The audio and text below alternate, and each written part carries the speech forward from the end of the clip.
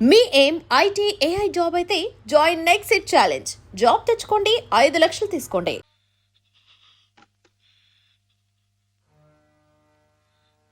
ఏం బతుకురా నీది, ఏ ముహూర్తంలో పుట్టావురా?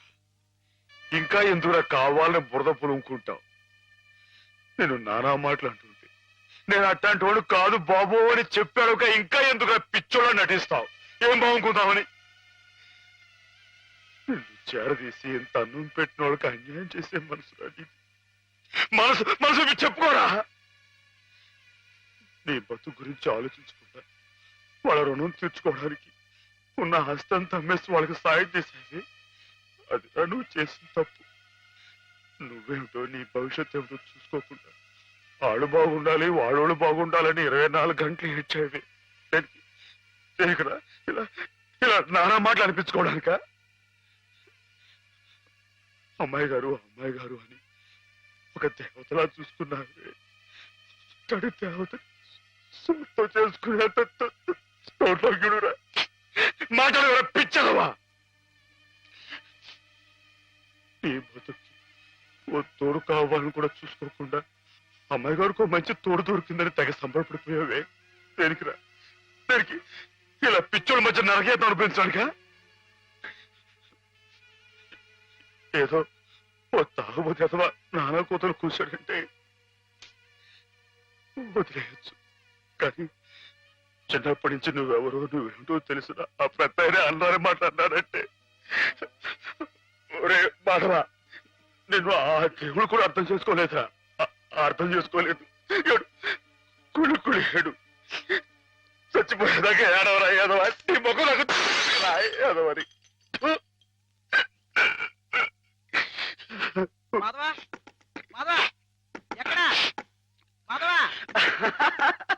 బయటికి రా. వస్తున్నా. లోపల ఏం చేస్తున్నావు? చెప్పకూడదు. మరి అంతసేపు ఇలాంటి పిచ్చి పిచ్చి జోక్ వేసావంటే ముఖం పెరగైపోతుంది. కొట్టండి. పిచ్చి నీకా నాకా? ఓహో, పిచ్చి నీకే. మాధవ చచ్చిపోతా. చాలా బాగుంది.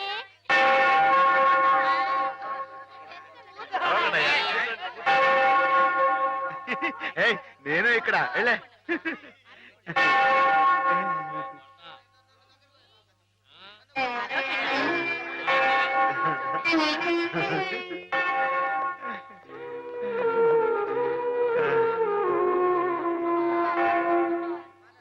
ప్రభులు వచ్చారా? ప్రభులు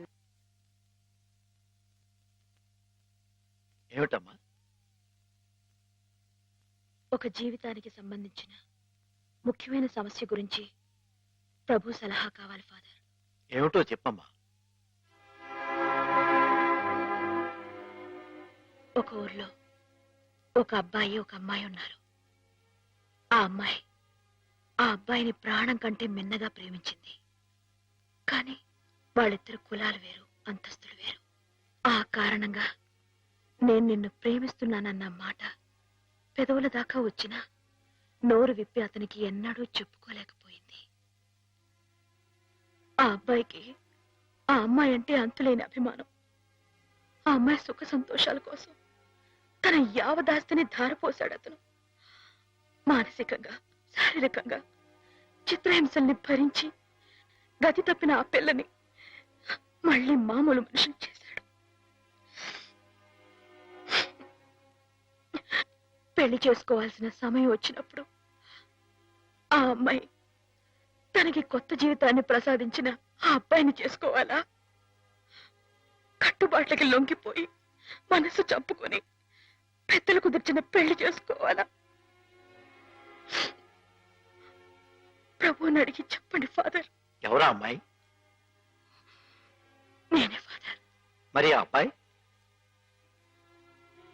నాకు అనవసరం. ఆ అబ్బాయి ఎవరైనా సరే నాకు అనవసరం. అటువంటి అడగకూడని ప్రశ్నలకు ప్రభు మేము సమాధానం చెప్పంగాక చెప్పం. అంతే. చెప్పం. ప్రభుని పిచ్చి పిచ్చి ప్రశ్నలు వేస్తారా? ప్రభు కోపం వచ్చి పైకి వెళ్ళిపోతాడు. నేను ఇక్కడ పైన ఉన్నాను.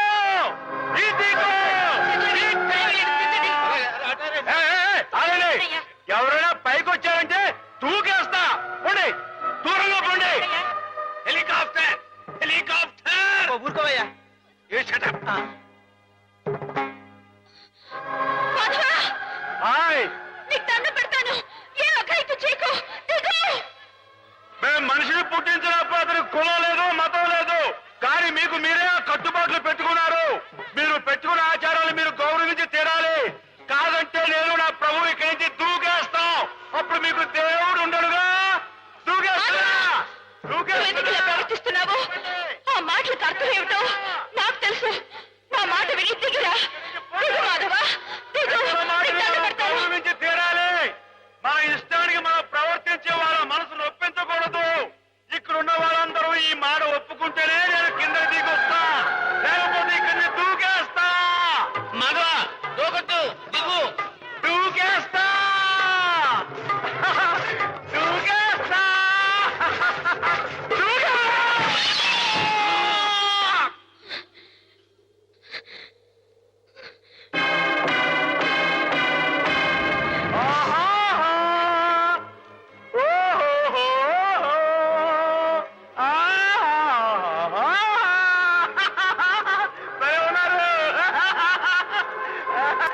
మనసు నిండా మాధవుడు రూపం నిండున్నప్పుడు ఈ ఒట్టె కట్టెని నీకు అప్పచెప్పటం భావ్యం కాదనిపిస్తోంది బావా. ఆ ఆత్మవంచన కంటే ఆత్మహత్య మేలనిపిస్తోంది. దయచేసి నా కోసం బతకండి. సెలవు. హేమ.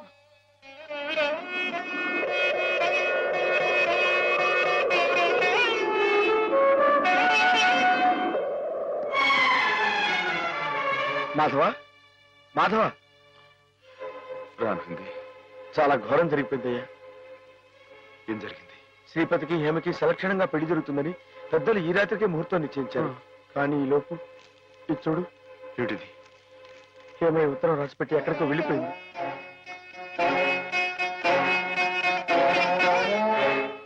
నిజమా? నిజమే మాధవ. ఆవిడ తను చేసుకుని అనటంతో శ్రీపతి గారు ఎదురు తిరిగారు. హేమకి నేను అక్కర్లేకపోతే నాకు హేమ అక్కర్లేదంటూ వాళ్ళ కాలేజీలో పనిచేసే ఓ టీచర్మని అదే ముహూర్తానికి పెళ్లి చేసుకుంటారంటూ పట్టుబట్టు. లేదండి, అలా జరగడానికి వీలేదు. శ్రీపతి బాబు తప్పు కూడా అమ్మాయిగానే పెళ్లి చేసుకోవాలి. అది ఎలా కుదురుతుంది మాధవ? హేమ ఈ పాటికి ఏ గోదాట్లను దూకి ఆత్మహత్య. ఆ అమ్మాయి గారికి అన్యాయం చేయడానికి ఆ దేవుడికి మనసు ఎలా వస్తున్నారా? ఆవిడకి ఏం అపాయం జరగదు. నువ్వు వెళ్ళి ఆ అమ్మాయి గారు ఎక్కడున్నారో అని చోట వెతుకు. నేను ఇక్కడి నుంచి ఎలవలా వచ్చి శ్రీపతి బాబు కాళవేళ పడి ఆ అమ్మాయి గారిని పెళ్లి చేసుకుంటూ చూస్తాను. నువ్వు వెళ్ళు.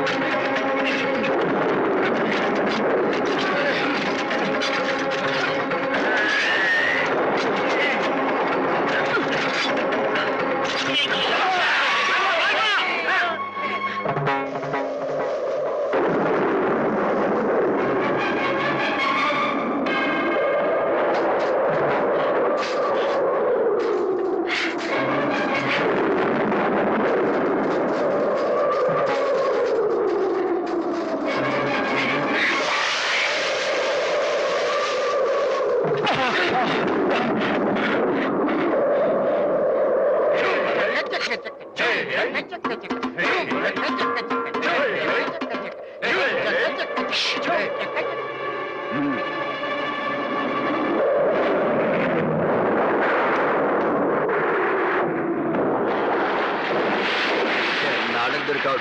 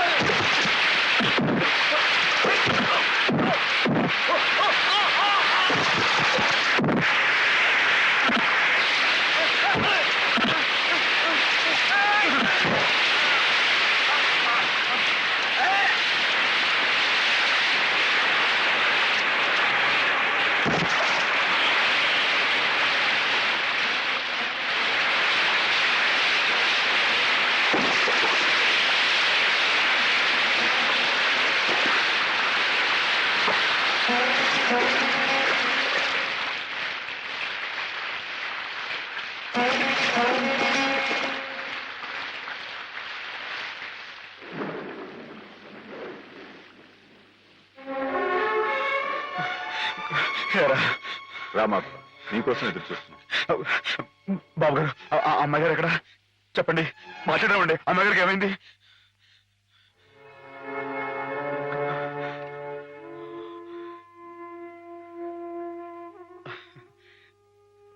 బాబు, నేను విన్నది నిజమేనా?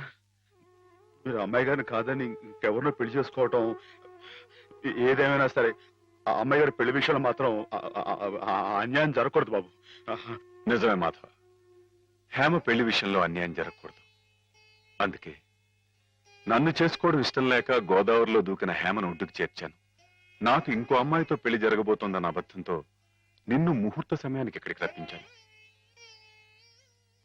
హేమకు అన్యాయం జరగకూడదని నీ మనసులో గట్టి కోరిక కనుకుంటే నేను చెప్పినట్టు చెయ్యి. ఆ గోదావరి తల్లి నీకు హేమకు కూడా మంగళ స్నానం చేయించింది. సుముహూర్తం ఇంకో 15 నిమిషాల్లో ఉంది. అక్కడ కళ్యాణం వెతుకుంది, ఇక్కడ హేమ సిద్ధంగా ఉంది. ఇవిగో పట్టుబట్లు, ఇవి కట్టుకుని హేమ మెళ్ళో మాంగళ్యం కట్టు మాధవ.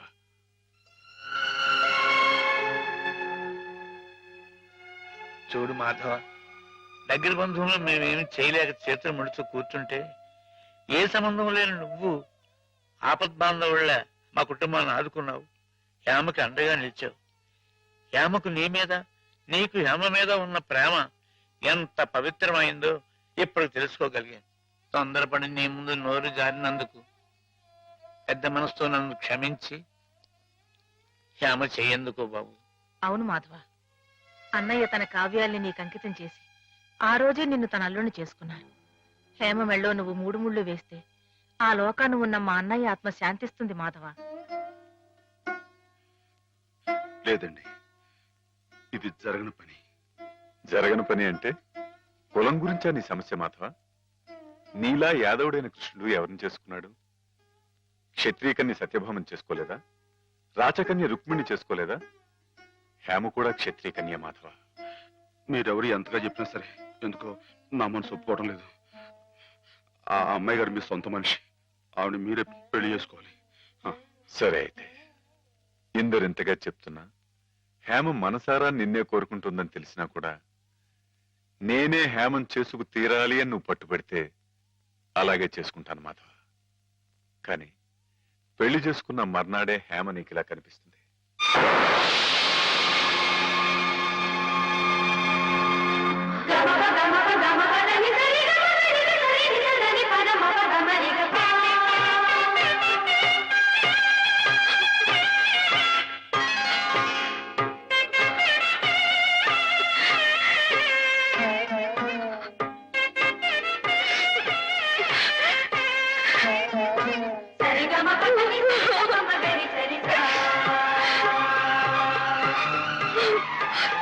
నీ కలయిక ఈశ్వరేచ్ఛ, కాదంటే ఎవరితరం మాధవ?